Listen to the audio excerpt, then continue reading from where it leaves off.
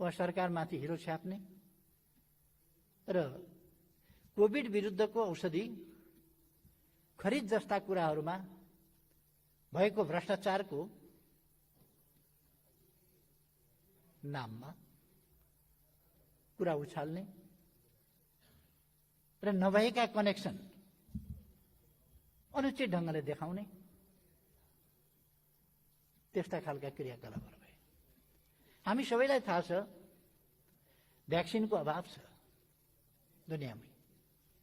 Vaccine प्राप्त गर्न मारामार भइरहेको छ। यस्तो अवस्थामा दक्षिण एसियामा भारतभन्दा पछि नेपाल पहिलो राष्ट्र हो आफू उत्पादक नभए पनि भ्याक्सिनको सुरुवात गर्ने र भ्याक्सिन चलिरहेको छ। एउटा पनि पीसीआर टेस्टको हाम्रो सुविधा नभएको ठाउँमा अहिले 86 ठाउँमा हामी पीसीआर टेस्ट गरिरहेका छौँ। त्यो सुविधा हामीसँग छ। त्यस प्रकारका अस्पताल, शैय्या, अक्सिजन, भेन्टिलेटरको पर्याप्तताको त कुरा छोडौँ, न्यूनतम आवश्यकता पनि पूरा गर्न सक्ने अवस्थामा हामी छँदै थियौँ। त्यस स्थितिमा अहिले हामीले यसबीचमा थुप्रै कोभिड विरुद्धको लडाईँको सन्दर्भमा स्थानीय तहहरू, प्रदेश सरकारहरू, सङ्घ संस्थाहरू सबैको सरकारको सम्पूर्ण संयन्त्र सबैको साथ सहयोग लिएर सफलतापूर्वक पहिलो लहरलाई तुलनात्मक हिसाबले भन्ने हो भने न्यून क्षतिमै सरकारले नियन्त्रण गर्न सक्यो। तर फेरि म कारणहरूमा गइरहन अहिले चाहन्न, तर फेरि दोस्रो वेभ सिर्जना भयो। आज हामीले यसको सामना गर्नुपर्नेछ र हामी यसमा जुटिरहेका छौँ। म सरकार यसमा सम्पूर्ण रूपमा ध्यान केन्द्रित गरेर, साधन स्रोत केन्द्रित गरेर नयाँ नयाँ अस्पतालहरू, नयाँ नयाँ बेडहरू, नयाँ नयाँ आइसियु, अक्सिजन उत्पादनको क्षेत्रमा वृद्धि, सिलिन्डर विभिन्न ठाउँबाट प्राप्त गर्नेदेखि लिएर सिलिन्डर बाहिरबाट मगाउनेदेखि, विभिन्न देशबाट भ्याक्सिनहरू मगाउनेदेखि यी सबै कामहरू गरिरहेका छौँ। यसमा यदि कहीँ कतै यसमा पनि कोभिडको यस्तो महामारीमा हामीले भनेका छौँ जनताको जीवन रक्षा पहिलो शर्त हो, पहिलो कुरा हो। यस्तोमा पनि यदि कसैले यस्तो महामारीको साझा सङ्कटका बेला, साझा समस्याको समाधान गरिरहेका बेला पनि यदि कसैले यसमा पनि भ्रष्टाचार गर्छ भने त्यस्तो अपराध कुनै पनि हालतमा क्षम्य हुँदैन र हामी कसैलाई पनि छुट दिनेवाला छैन। त्यसमा छानबिन हुन्छ, कारबाही हुन्छ दोषी पाइयो भने। तर यहाँ त कस्तो छ भने फलानु देशको अफिसरसँग प्रधानमन्त्रीले गरेको हस्ताक्षर अनअफिसियल अनुवादको कपीमा चाहिँ हस्ताक्षर। योभन्दा तमासा के हुन्छ? अनअफिसियल प्रतिमा हस्ताक्षर हुन्छ काहीँ? अनअफिसियल अनुवाद ओरिजिनल कपी होइन। कुनै हस्ताक्षर हुन्छ भने पनि ओरिजिनल कपीमा हुन्छ होला नि। अनअफिसियल, अनौपचारिक अनुदित प्रति भनेर प्रचार गरिन्छ र त्यस्तोमा फेरि प्रधानमन्त्रीको हस्ताक्षर स्क्यान गरेर जोडिन्छ। यो सम्मका खेल नेपालमा हुने गर्छन्। म त्यसमा दुःख व्यक्त गर्न चाहन्छु। हामी यति साह्रो तल झर्नु हुँदैन। आफूलाई यति साह्रो कृत्य काममा संलग्न गराउनु हुँदैन। मेरो यसमा आग्रह छ। चाहे राष्ट्रियताको सवाल होस्, चाहे लोकतन्त्रको सवाल होस्, चाहे जनजीविकाको सवाल होस्, चाहे शान्ति सुव्यवस्था सुशासन मानवाधिकारको सवाल होस्, चाहे भ्रष्टाचार विरुद्धको हाम्रो लडाईँको सवाल होस्,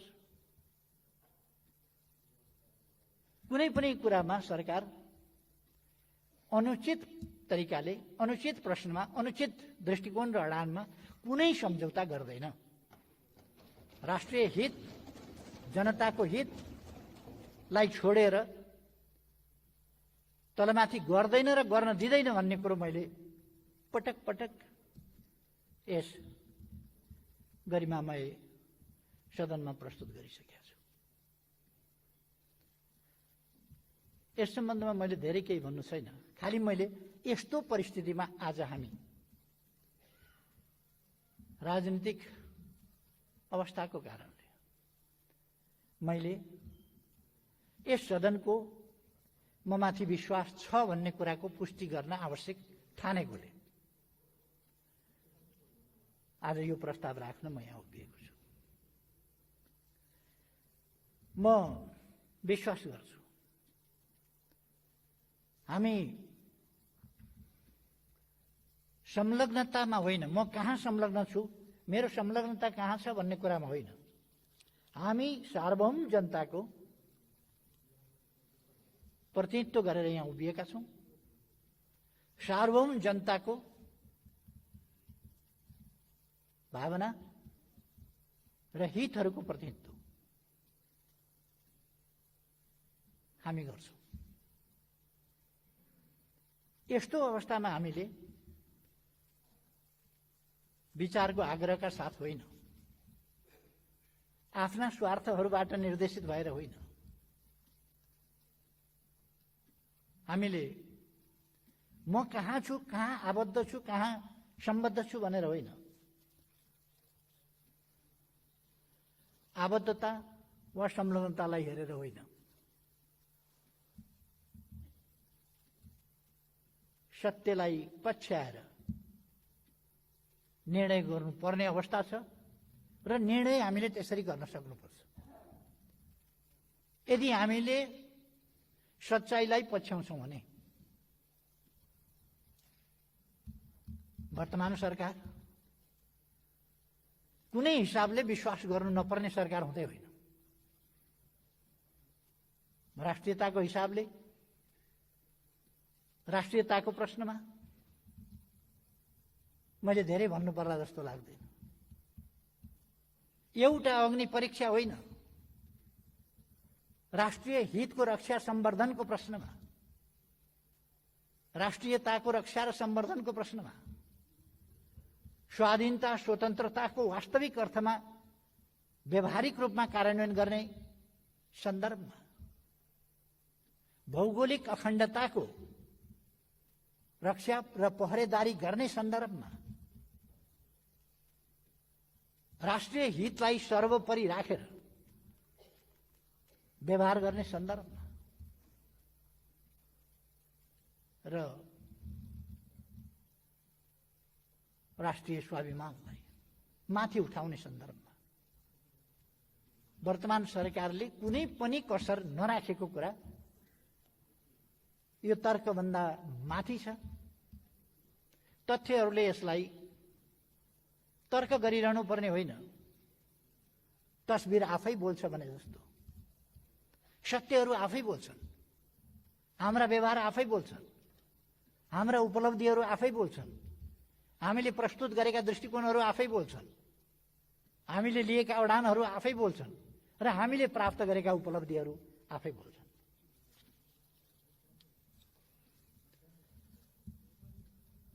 तसर्थ राष्ट्रियताको सवालमा नेपालले अन्तर्राष्ट्रिय मञ्चहरूमा खेलेको भूमिका ती सबै हिसाबले हेर्ने हो भने पनि नेपाल एउटा सुनिन थालेको, देखिन थालेको, सुन्नुपर्ने आवश्यकता महसुस गर्न थालिएको देशको रूपमा स्थापित भएको छ। मैले धेरै भन्नु पर्ला जस्तो लाग्दैन, म धेरै स्मरण पनि गराइरहनु पर्ला जस्तो लाग्दैन। हाम्रा कामहरू आफै बोल्छन्। त्यसकारण राष्ट्रियताको पक्षमा त्यति स्पष्ट, त्यति सुदृढ, त्यति व्यवहारिक र त्यति उपलब्धिपूर्ण ढंगले अगाडि बढेको सरकारलाई विश्वास नगर्नुपर्ने कुनै कारणै छैन। यदि हामी आइडियोलोजिकल प्रेजुडिस राख्छौं भने बेग्लै कुरा हो। संलग्नतालाई अनुचित महत्त्व दिन्छौं भने बेग्लै कुरा होला। होइन भने यसमा अविश्वास गर्नुपर्ने या विश्वास गर्न नसकिने कुनै कारणै हुँदैन। सम्माननीय सभामुख महोदय, त्यसै गरेर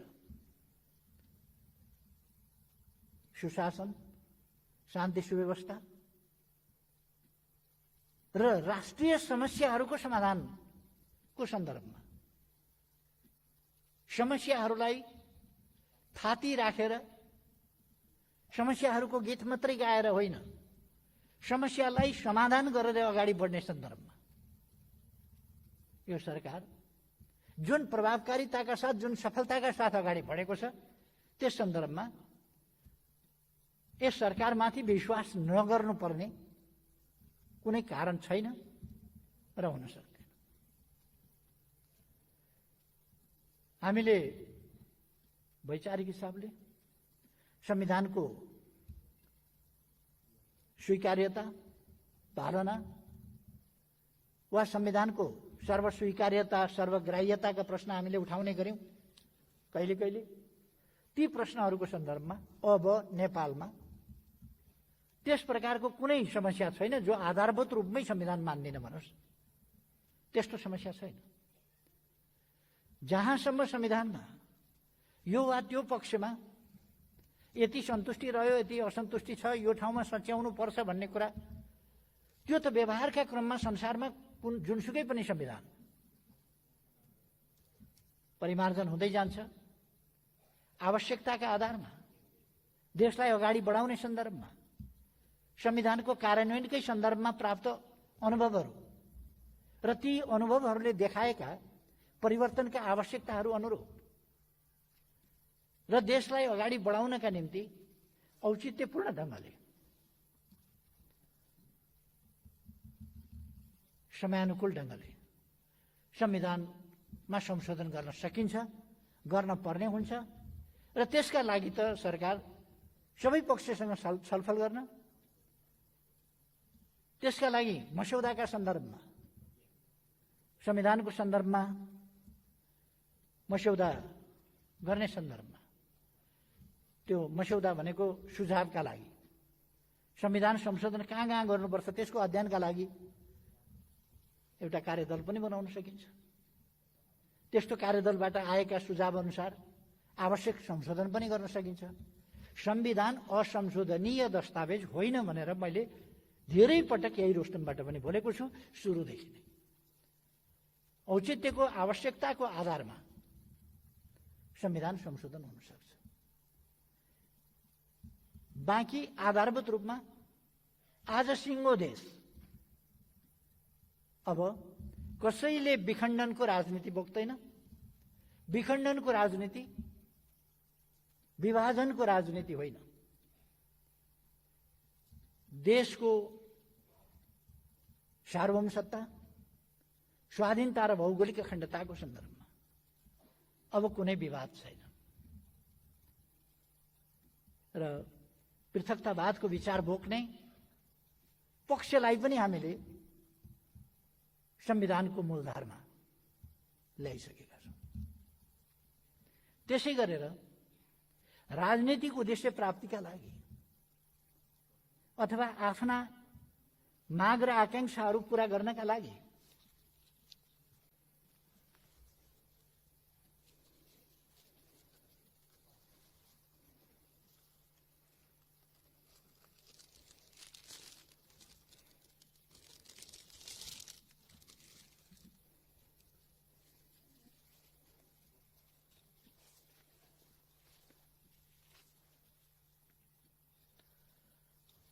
हिंसालाई माध्यम बनाउनुपर्छ भन्ने जुन सोचहरू रहेका थिए ती सोचहरू पनि अब अन्त्य भएका छन्। सरकारले संवादको माध्यमबाट हिंसाको विचार र मार्ग परित्याग गराएर शान्तिपूर्ण राजनीतिको मूलधारमा त्यस्तो पक्ष र शक्तिहरूलाई पनि ल्याइएको छ। यस्ता सफलताहरू दशकौंदेखि नेपालमा हिंसाको राजनीति अनवरत थियो अथवा राजनीतिका नाउँमा राजनीतिक उद्देश्य वा अभिष्ट प्राप्त गर्नका निम्ति हिंसाको पक्षपोषण त्यसको अवलम्बन गर्ने शक्तिहरू थिए। त्यसले देशमा एउटा भएको र क्षतिको स्थिति लगातार राखेको थियो। त्यो अन्त भएको छ। यी के ऐतिहासिक र ठूला उपलब्धिहरू होइन, यस्ता उपलब्धिहरू यही सरकारले गरेको छ। पुराना अपराधहरू पत्ता लगाएर दोषीहरूलाई कठघरामा ल्याइएको छ र ल्याइँदैछ। सफलता नदेख्ने, एकाध सफलता प्राप्त गर्न अलिकति विलम्ब भयो भने त्यो देख्ने र त्यसलाई अत्यन्तै बढाई चढाइकन बुझ्ने, यो खालका तरिकाहरूमा हामी जान हुँदैन भन्ने मलाई लाग्छ। सरकारका प्रयासहरू कस्ता छन्, गरिरहेको छ कि छैन, कुनै कुरामा सफलता प्राप्त गर्न अलिकति समय पनि लाग्न सक्छ। प्रश्न त्यति मात्रै हो।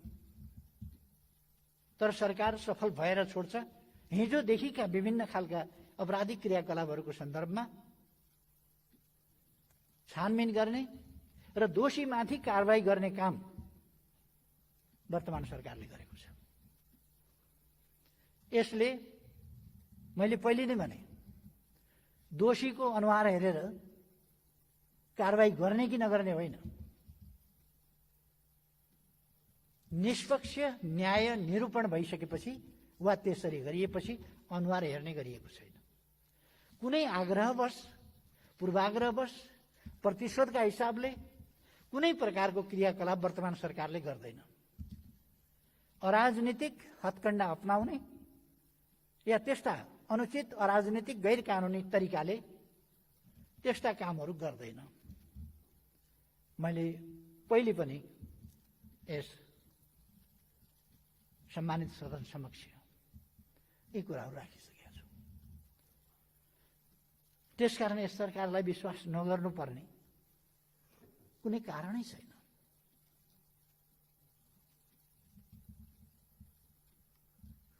राजनीतिक शक्तिहरूका बीचमा गाउँ कोट्याइकन, राजनीतिक शक्तिहरूका बीचमा किन चुनिँदैन भनेर चुनाउनका लागि तानातान गरिकन, किन भत्किँदैन भनेर ठोकिकन भत्काउन लाग्दा पनि शान्ति सुव्यवस्थाको स्थिति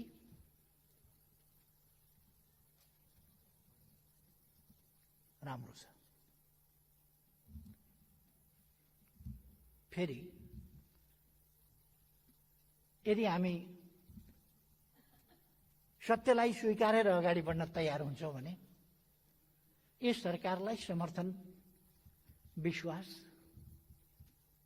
नगर्नुपर्ने कुनै कारणै छैन। त्यसकारण मैले विश्वासको मत लिने र सदनको आफूमाथि विश्वास छ भन्ने कुरा प्रष्ट गर्न चाहेको। सभामुख महोदय, विकास निर्माणको क्षेत्रमा, पूर्वाधारको क्षेत्रमा, भौतिक पूर्वाधार विकासको क्षेत्रमा, राजमार्ग, बाटा, घाटा, पुल, जोलुङ्गे पुल आदिको निर्माणको सन्दर्भमा, नेपाललाई सुरुङ मार्गको नयाँ युगमा प्रवेश गराउने सन्दर्भमा, नयाँ हवाई मैदानहरूको काम तीव्रताका साथ अगाडि बढाउने सन्दर्भमा, अथवा अरू विभिन्न पक्षहरूमा, सञ्चारको क्षेत्रमा अहिले यति धेरै कामहरू भएका छन्। हामी आफ्नो मोबाइलबाट घरमै बसेर आफ्नो जमिनको केमा क्याल्सियम कम छ, केमा फस्फरस कम छ, केमा नाइट्रोजन कम छ, केमा कुन मल कम छ, के बाली लगाउन कति के मल लगाउनु पर्छ भन्ने घरमै बसेर जानकारी पाउन सक्छौँ। त्यसरी हामीले डिजिटल म्यापिङ गरिसकेका छौँ। नागरिक एप्स बनाइसकेका छौँ जसबाट बैंकिङ कारोबार आदि गर्न सक्छौँ। थुप्रै कामहरू यस्ता भएका छन् जहाँ विकासमा प्रविधिको प्रयोग, सञ्चारमा पनि प्रविधिको प्रयोगबाट ठूलो विकास गरिएको छ र डिजिटल नेपाल बनाउने हाम्रो अठोट त्यसलाई प्राप्त गर्ने कोसिस गरिएको छ। डिजिटल नेपालको सन्दर्भमा 4G सेवा सबैतिर पुर्याइएको छ, 5G को प्रयोग गरिरहेको छ। अहिले अरू मेरो किता भनेर आफ्नै मोबाइलमा अब आफ्नो जमिन हेर्न सकिन्छ। कहाँनिर छ आफ्नो जमिन, कुन किता हो, कति छ, त्यसको आकार कस्तो छ, ती सबै हेर्न सकिन्छ र त्यसै मार्फत कारोबारहरू गर्न सकिन्छ। अब कुनै कर तिर्न पर्यो भने, कुनै मोबाइलको चार्जदेखि लिएर अनेक कुराहरू तिर्नका लागि या भूमि कर तिर्नका लागि, लाइसेन्स रिन्यू गर्नका लागि, अनेक चिजका लागि कार्यालय अड्डा धाइरहनु पर्दैन। घरै बसेर हामी ती कामहरू गर्न सक्छौँ। अथवा त्यसरी नेपाललाई एउटा प्रविधि प्रयोग गरिरहेको आधुनिक देशमा त्यस रूपमा हामीले अगाडि बढाएका छौँ। मेलम्ची अगाडिदेखि सुरु भएको थियो। कसले सुरु गर्यो भन्ने बहस पनि चले। राजा वीरेन्द्रका समयदेखि चलेको थियो। किशुनजीले 48 सालको निर्वाचनका बखत त्यो प्रसङ्ग फेरि उठाउनु भएको थियो। अगाडिका सरकारहरू पनि लागे, तर अहिलेको सरकारले विशेष तीव्रता दियो र काठमाडौँमा 17 करोड लिटर पानी ल्याइयो। अरू केही वर्षभित्र 17 करोडको लिटरको हिसाबले याङ्री र लार्केबाट अरू 17 करोड लिटर ल्याइँदैछ र जम्मा 51 करोड लिटर पानी काठमाडौँमा ल्याइन्छ। त्यसो भएपछि काठमाडौँमा पानीको कहीँ कमी छ भन्ने स्थिति हुँदैन। यी काम पनि गरेकै छ। पुनर्निर्माणका कामहरूमा तीव्रताका साथ गरेको छ। केही ठाउँमा केही प्राविधिक हिसाबले, केही पुरातात्विक महत्त्वका र त्यसै गरी त्यस्तै वस्तुबाट निर्मित गर्नुपर्ने भएको हुनाले सिकर्मी डकर्मीदेखि लिएर तालिम गर्नुपर्ने प्रश्नहरूले गर्दा जनशक्तिको निर्माणका लागि जनशक्तिको दक्ष जनशक्तिको त्यसका निम्ति आवश्यक जनशक्तिको कमीको कारणले गर्दा अलिकति विलम्ब भएको होला। नत्र भने हामी सबैलाई थाहा छ हाम्रा अगाडि धराहरा यति छोटो अवधिभित्र निर्माण भएको छ, उद्घाटन भएको छ। रानी पोखरी उद्घाटन भएको छ, दरबार हाई स्कुल उद्घाटन भएको छ। बसन्तपुरको त्यो भत्किएको बसन्तपुरको ध्वस्त भएको बसन्तपुरको अहिले त्यसको दृश्य नै फरक परेको छ। अरू धेरै ठाउँमा सिंहदरबारको प्रबलीकरण, प्रधानमन्त्री कार्यालय अहिले पहिले भत्किएकै सिंहदरबारमा फेरि बनाइवरिकन सारिसकिया छ। हामीले अरू निर्माण कार्यहरू त्यसै गरी अगाडि बढाएका छौँ। अस्पताल, विद्यालय, अरू निजी आवासहरू र पुरातात्विक महत्त्वका ऐतिहासिक धरोहरहरूको पुनर्निर्माण कार्य यिनीहरू असाधारण ढङ्गले भएको छ। मैले भन्ने गरेको छु नि, लगभग वर्षमा 10 किलोमिटर जसो बाटो बन्ने ठाउँमा दिनमा 6 किलोमिटर बाटो बनिरहेको छ। दिनमा 6 किलोमिटर कालोपत्रे बाटो बनिरहेको छ, जबकि वर्षमा 10 किलोमिटर बन्ने स्थिति हो। यो रफ्तार, यो तीव्रता आजको सरकारले दिएको छ। तराई सुनकोशी त्यहाँ बगिरहेको थियो, तराई एउटा डाँडा परि तराईका खेतहरू सुक्खा थिए। अहिले सुनकोशी मरिन डाइभर्सन, त्यसलाई बागमतीमा लगेर सिँचाइ गर्ने काम 5 वर्षभित्र त्यसलाई सम्पूर्ण रूपले पूरा गर्ने र सञ्चालन गर्ने गरी शिलान्यास भइसकेको छ र काम अगाडि बढेको छ। अरू आयोजना फेरि बन्दैछन्। यसरी कति नयाँ कामहरू, नयाँ 12वटा स्मार्ट नयाँ सिटीहरू स्मार्ट सिटीको रूपमा विकास हुँदैछन्। अब ती कामहरू भइरहेका छन्। कृषिको आधुनिकीकरणका कामहरू, ध्वस्त भएको पर्यटन क्षेत्रलाई फेरि उठाउने कुरा, उद्योगहरूलाई कसरी सुरक्षित संरक्षित गरेर अगाडि लाने तत्सम्बन्धी कुरा, व्यापार सन्तुलन आफ्नो अनुकूल बनाउँदै जाने। पहिले जुन व्यापार असन्तुलन थियो त्यसलाई न्यूनीकरण गर्दै लगिएको छ र व्यापार असन्तुलनलाई, घाटालाई कम गर्दै लगेर अनुकूल सन्तुलनतर्फको हामीले बाटो समातेका छौँ र उल्लेख्य उपलब्धि हासिल गरेका छौँ। सामाजिक पूर्वाधार विकासको सन्दर्भमा भन्ने हो भने शिक्षाका क्षेत्र, स्वास्थ्यका क्षेत्र, अरू क्षेत्रहरूमा बालबालिका इनरोलमेन्टको प्रश्नमा अथवा उनीहरूले फेरि स्कुलबाट ड्रप आउट हुने अथवा स्कुल छोडेर बाहिर जाने स्थिति नहोस् भन्ने सन्दर्भमा, त्यस सन्दर्भमा पनि सरकारले गम्भीरताका साथ ध्यान दिएको छ।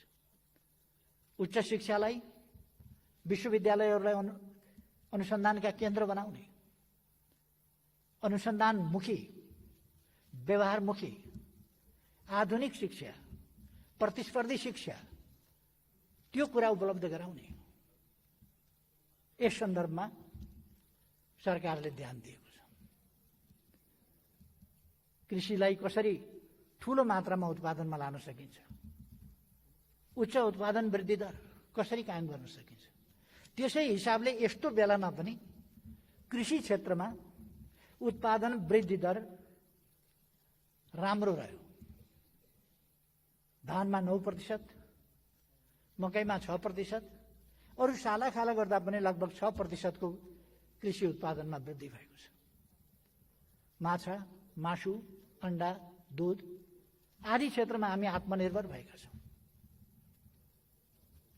स्वास्थ्य क्षेत्रमा मैले भनिरहनु पर्दैन, यति धेरै अस्पतालहरू नयाँ बनेका छन्, सञ्चालनमा आएका छन् र हामी तिनलाई जनशक्तिको हिसाबले, दक्ष जनशक्तिको हिसाबले, आवश्यक जनशक्तिको हिसाबले र साधनहरूको हिसाबले, स्रोतहरूको हिसाबले तिनलाई प्रभावकारी बनाउने प्रयासमा लागिरहेका छौँ। तसर्थ मैले भन्ने गरेको छु, धेरैपल्ट मैले भनेको छु, ढुङ्गा टिपेर फ्याँकिदिने, जहाँ खस्छ त्यही मेरो निशाना थियो भन्ने हामीले गरेका छैनौँ। हामी गन्तव्य निर्धारण गर्छौँ। हाम्रो गन्तव्य कहाँ हो त्यो निर्धारण गर्छौँ र त्यसमा पुग्नका लागि हाम्रा नीति, हाम्रा कार्यक्रम, हाम्रा योजनाहरू, हाम्रा लक्ष्यहरू हामी तदनुसार निर्धारण गरेर हरेक क्षेत्रमा त्यसरी अगाडि बढिरहेका छौँ। त्यसकारण यो अन्धाधुन्द यो सरकार गइरहेको छैन। समृद्ध नेपाल, सुखी नेपाली यो राष्ट्रिय आकांक्षा, हामी सबैको आकांक्षा, सम्पूर्ण नेपालीको आकांक्षा, नेपाल समृद्ध होस्, विकसित होस्, आधुनिक होस्, नेपालको सबै क्षेत्रका सबै व्यवसायका जनता को आम्दानी राम्रो होस्, रोजगारीका अवसरहरू सिर्जना गरौँ, युवा शक्तिलाई पलायन हुन नदिउँ, स्वदेशमै रोजगारीका अवसरहरू सिर्जना गरौँ, यस काममा सरकार लागेको छ। मेरो नेतृत्वमा सरकार बन्दा कति लाख हो, कति लाख, 45 लाखदेखि 70 लाख भन्छन् मान्छेले, एकिन डाटा त्यति छैन। त्यत्रो संख्यामा युवाहरू अवसरको खोजीमा बाहिर, रोजगारीको खोजीमा बाहिर त्यो स्थिति थियो र त्यस स्थितिमा सरकार जिम्मा लिएर एकै रातमा जादुको छडीले जस्तो कन्ट्र्याक्ट गरेर गइसकेका मान्छेहरूलाई फिर्ता ल्याउने अथवा त्यो एउटा सिलसिला र यहाँ बाँझै रहेका घरखेतहरू